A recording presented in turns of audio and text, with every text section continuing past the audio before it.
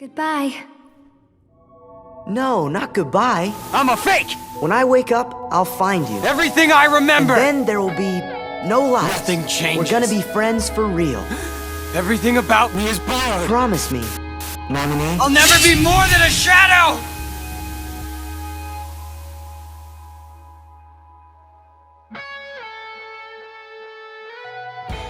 Welcome to Developer History.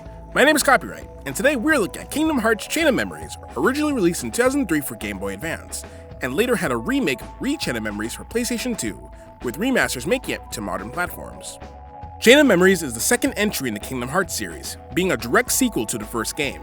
It starts right where the first game ends, with Sora and co. searching for Riku and King Mickey, and a year before the start of Kingdom Hearts 2. The game follows Sora, Riku, Donald, Goofy, and Mickey as they explore the mysterious Castle Oblivion while fighting against Organization 13, a mysterious group of antagonists that are introduced into the series. For this video, I'll be mixing footage from the original Game Boy Advance game and the PS2 remake.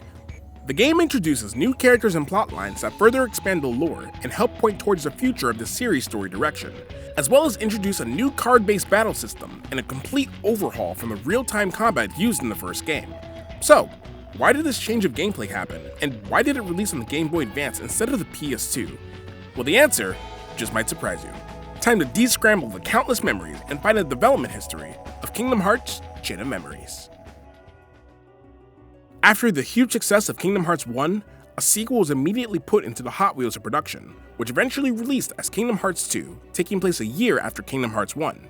If you saw my Kingdom Hearts 1 video, you would remember that it sold around 6 million copies between 2002 and 2004, and is the 10th best-selling game for the PS2. The series director Tetsuya Nomura was always going to have a time skip in Kingdom Hearts 2, but while he was refining the story, he started to think about what would have happened in that year in between, and how he was going to explain how Sora would go from the absolute power he gained in Kingdom Hearts 1 to being a scrawny loser in Kingdom Hearts 2. Like in most video game sequels, the development team wanted to strip all of the abilities the players obtained in the first game, giving the player a reset so they could level up from scratch. But while most games let the player play at full power at the start and then strip it all the way in the prologue, or just never explain it, Nomura wanted to go the extra mile and subscribe to the idea of creating an entire story partly to explain why Sora is going to be back at level 1 in Kingdom Hearts 2.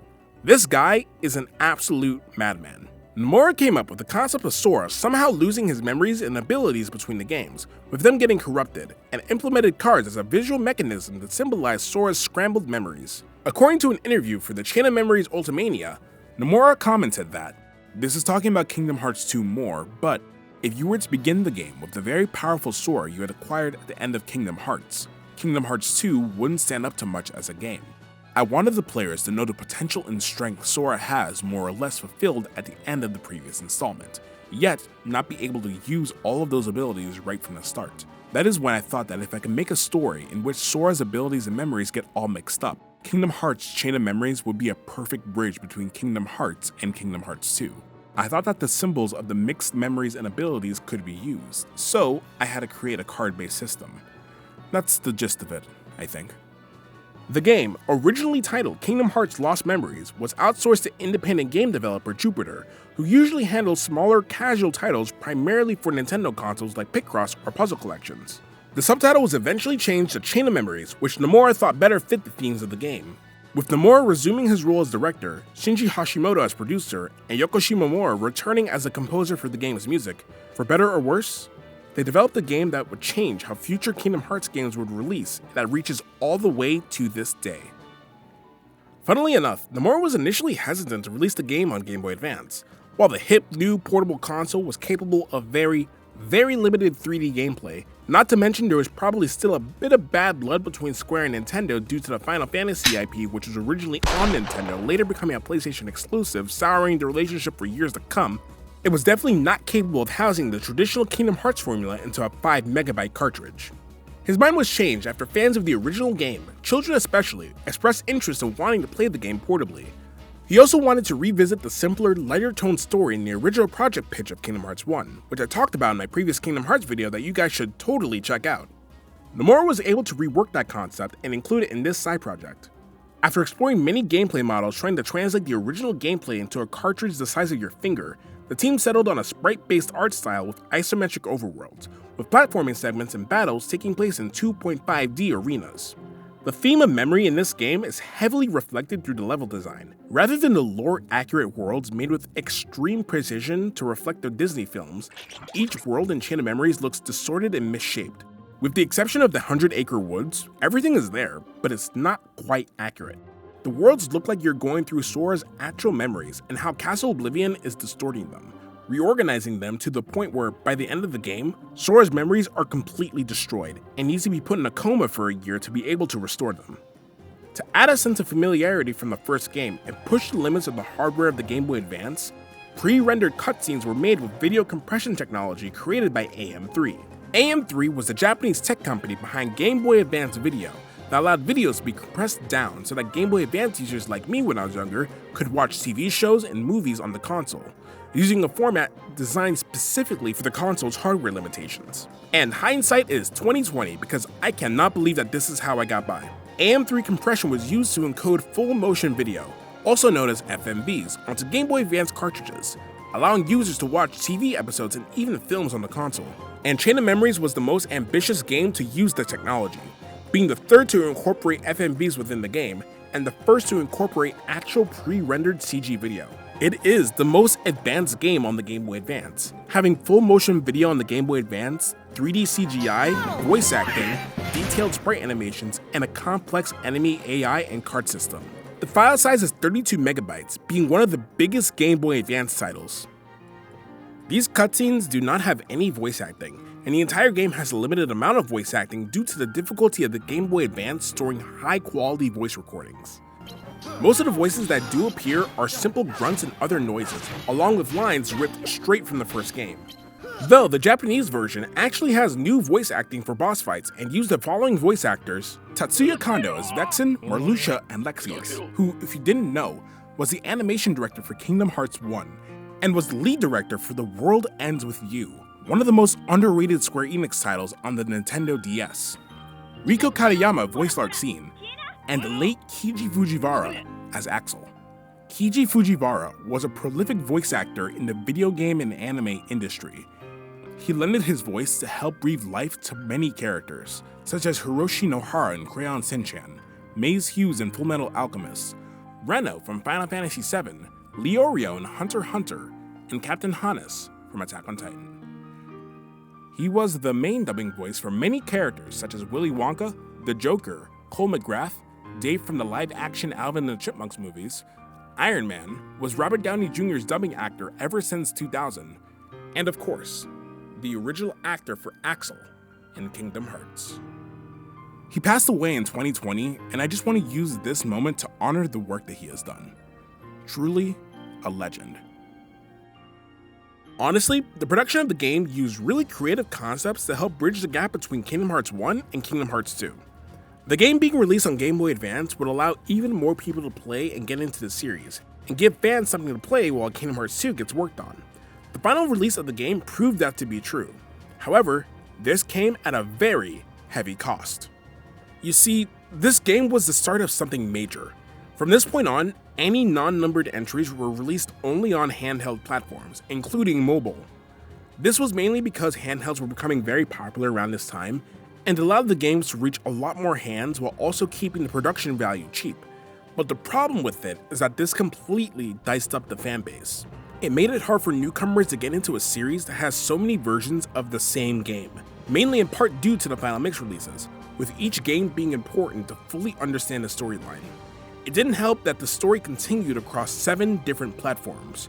Most people, including me, thought these were just spin-off titles that weren't related to the PS2 games, and people were plenty confused when it got into Kingdom Hearts 2, missing insanely important plot points. This led to even more confusion as the plot continued to get more convoluted with each entry. Even recently, Kingdom Hearts Missing Link was an upcoming mobile game for the series, the 3rd mobile game mind you, and it got cancelled this year, and guess what? It has very important information that directly connects to Kingdom Hearts 4. I will rant more about this in a later video, but I swear, the Kingdom Hearts series is the video game equivalent of the MCU. Pre-Endgame, of course. Kingdom Hearts Chain of Memories is a combination between a traditional RPG, a roguelike, and a collectible card game. The cards are utilized in the progression of the story as well as in combat. The game features both a battle screen and a field map, a first in the series. If you have played or seen gameplay for Kingdom Hearts 1, you would have noticed that there was no map in the game. Navigating was annoying in this game, to say the least. I get it, cause Nomura wanted the player to actually explore the environment, but no map makes navigation very confusing. As the worlds got more expansive in the series, a map was implemented to compensate for the new larger areas. The worlds in Chain of Memories are expanded isometric areas where the player can move between different rooms. Enemies roam the map and attack to initiate combat. Once combat has been initiated, the game switches to the battle screen, showing off the fancy new card battle system.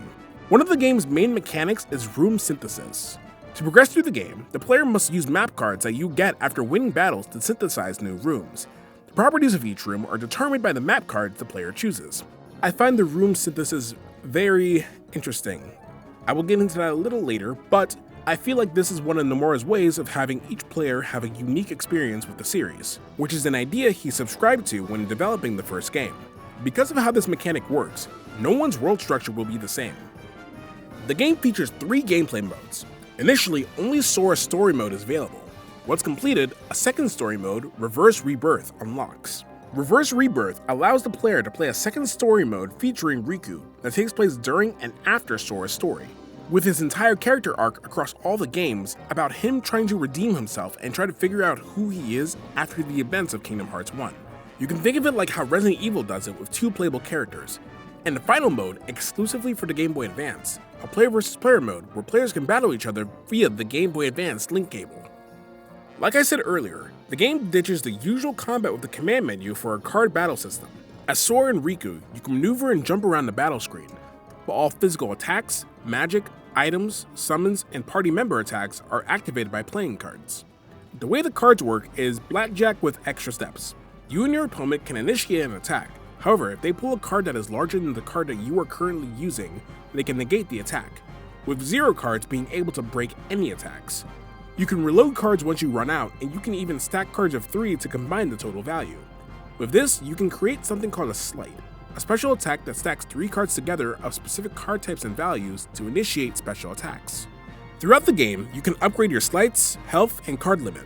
Special enemy cards can be obtained by defeating enemies and bosses, and are used to give the player a temporary ability ranging from enhanced offenses and defenses to modifying the traits of certain cards, giving you an edge beyond combat. Riku exclusively has the ability to activate Dark Mode, where he uses the dark powers that he gained in Kingdom Hearts 1 in combat. These powers are triggered by taking damage or breaking his opponent's cards, and gaining something called Dark Points. When the Dark Points reach 30 or more, Riku will automatically go into black-suited Spider-Man mode and unlock different slide attacks if he gains enough Dark Points. Riku's gameplay is similar to Sora's, however his story is more linear, making his sections 70% shorter than Sora's. Unlike Sora, Riku has a closed deck that cannot be customized, and the cards in his deck change depending on the world that he is in. Riku is limited to physical attacks, enemy cards, and Mickey Mouse ally cards. Oh yeah, Mickey Mouse is in the game. Actually, this is his first main introduction into the plot. Yeah, he was in Kingdom Hearts 1 for a total of 30 seconds, but that doesn't count. I don't give a damn, fight me. On Game Boy Advance, with the use of the Game Boy link cable, an additional multiplayer mode can be played, where 2 players battle each other. The players' decks are loaded from save files of Sora's story. The player controls Sora, while the opponent is depicted as anti-Sora, although the difference between the two is only cosmetic. Different worlds can be chosen to determine the arena's background. A lot of people generally dislike the card system in Chain of Memories, and for the most part, I agree. That said, I don't actually have an issue with the card system itself. In fact, I think it's pretty fun. There's a lot of strategy and variety involved, and the strategy behind using sleights and the ability to build your own playstyle and custom decks adds a layer of depth that I really enjoy. When I first played the game though, I genuinely hated it. I actually stopped playing it for a month because of how frustrating it was. The shift in gameplay was jarring, especially coming from the command deck and command menu in Birth by Sleep in Kingdom Hearts 1.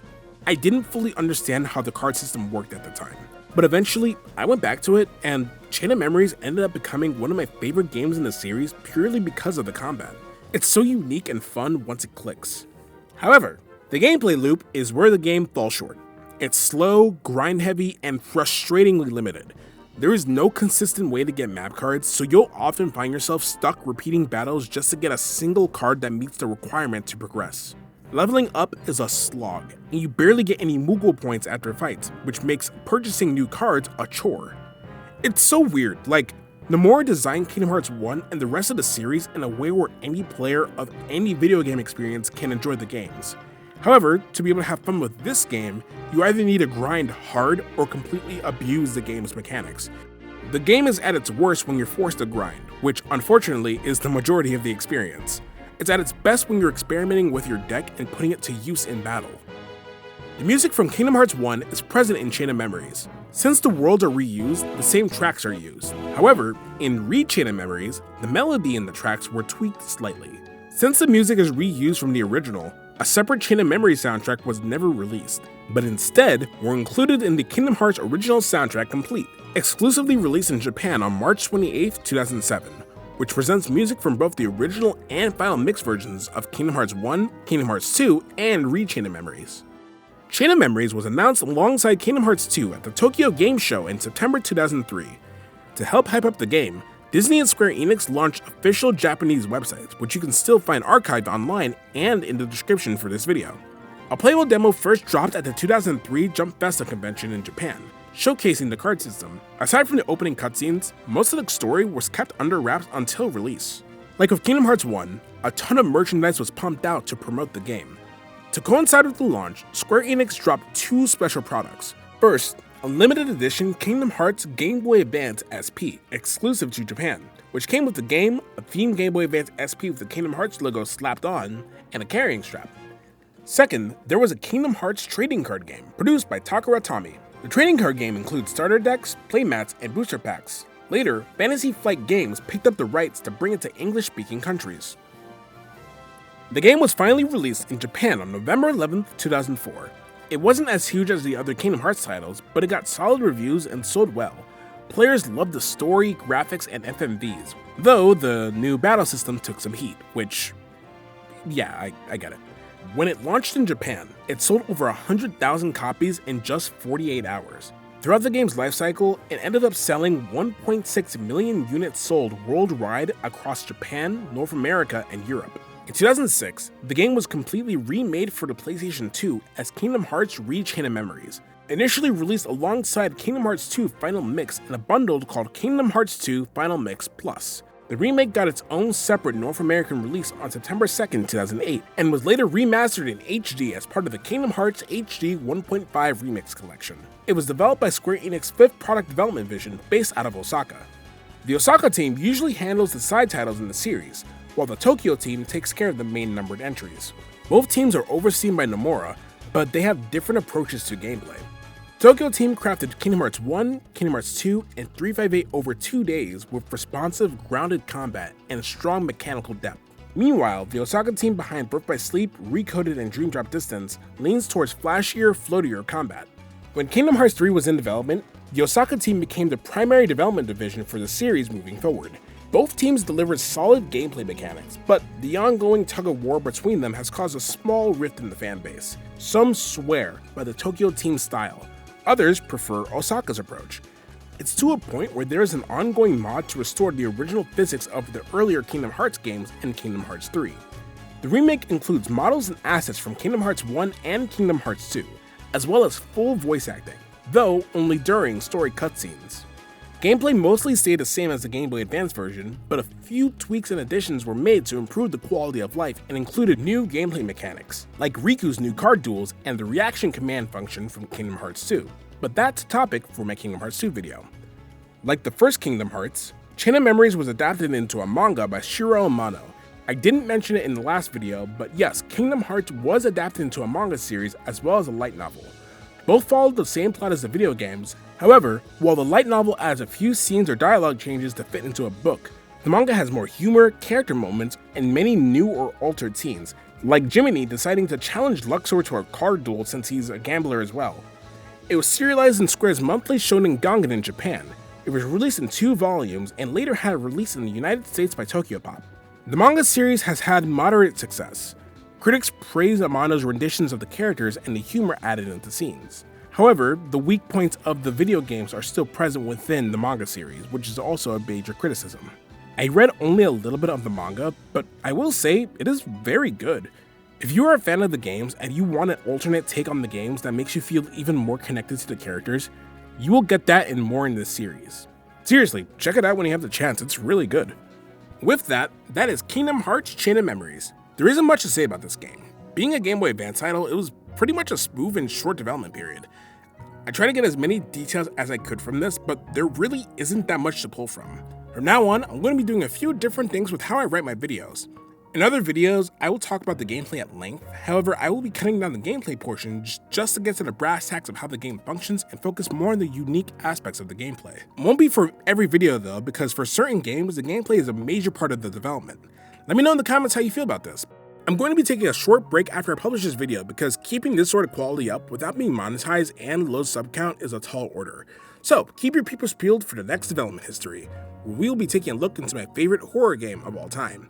I'm gonna go off script right now. It is very hot right now. There's a heat wave going on right now, and my AC is broken, and my recording booth basically turns my room into a hot box. Apologies for if my voice sounds a little weird in this video, because I'm trying to keep up, the bubbly style, also sweating like a fuck. I might just cut this out, honestly, I don't know. Rest assured, I am just really, really hot right now, and I'm sweating. And after this, I'm going to take a nice cold drink and go into a coma. I want you to keep that in mind for the majority of this video. For that entire video, I was recording with like beads of sweat going down my face. And just giving you guys a little notice, a little peek behind the scenes. With all that being said, I hope you guys enjoyed this video. Please be sure to subscribe, like, and share this video, and comment below on games you would like to see me cover. But most importantly, stay tuned.